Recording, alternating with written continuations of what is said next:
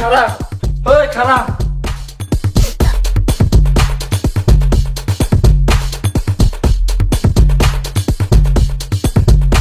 বন্ধু এই পলাইলাম দিদি বাবা খুবই আমার খেয়াল নাই ঠিক আছে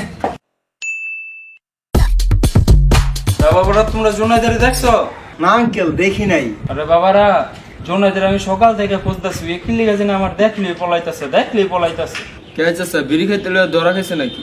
কি না আঙ্কেল কিছু না। আচ্ছা বাবারা তোমরা তাহলে আড্ডা দাও আমি জোনাইদারি খুঁজে আইগা ঠিক আছে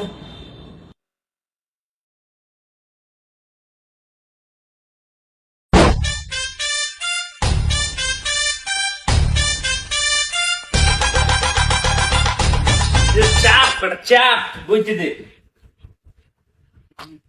বললো আজব ক্যারেক্টার মাই কি রে মামা সকাল সকাল চোরের মতো পালাই লেগে কি চুরি করছো? আরে বেটা চুরি টুরি কিচ্ছু না, সে এক বিশাল কাহিনী। আচ্ছা তাহলে কাহিনীটা কি কও শুনি। সকালে ঘুম থেকে উঠছি, আব্বা এসে বলে গোস্ত খা।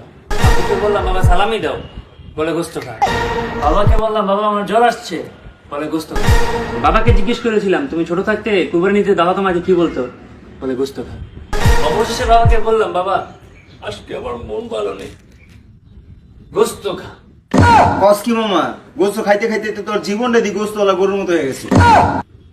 তুই কি আমার ইনডাইরেক্টলি গরু বললি? তোর ডাইরেক্ট গরু বললে কি রে ফিস ফিস করে কি বলিস? না মামা, আসলে তোর অনেক কষ্ট হয়ে যাচ্ছে। আমি যদি পারতাম তোর বাংলা মুভির স্পাইডারম্যানের মতো বাঁচাইতাম। তুই কি মজা নেস?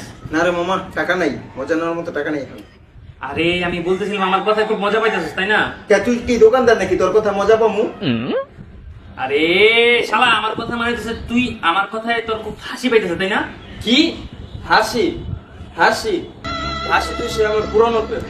হাসি যদি পাইতাম আমার মনে কোনো কষ্টই থাকতো না। তোদেরকে বলাটাই আমার ঘাট হয়েছে। আর তোমার কথা শোনাটাই আমার পুকুর হয়েছে। আর সে পুকুরে গোসল করতে নেমে আমি হিসু করে দিয়েছি। আরে মামা আমার জীবনে না উচ্চতা ছাড়ার অনেক ইচ্ছা। তাহলে নারকেল গাছ উঠতে যা।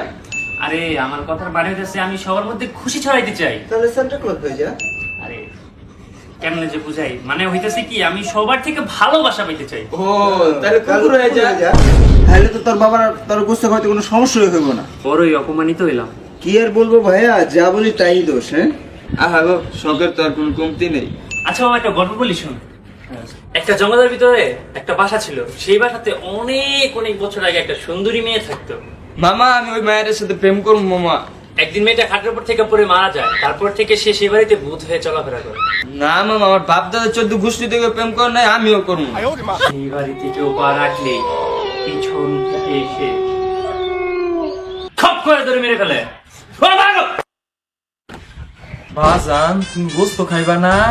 তোমার আমি কখন থেকে খুঁজতেছি। চলো চলো বাজান, তুমি গোস্ত দাও চলো। বাবা আমি আর খাইতাম না, আমি আর গুস্ত খাইতাম না। বাবা আজকে তোমার আমি মনের মতো করে গোস্ত খাওয়াবো। আমি আর খাইতাম না, আমি সব বাবা সত্যি খাইতে খাইতে আমি আর ডেক দিল গুস্ত কেন, আমি খাইতাম না।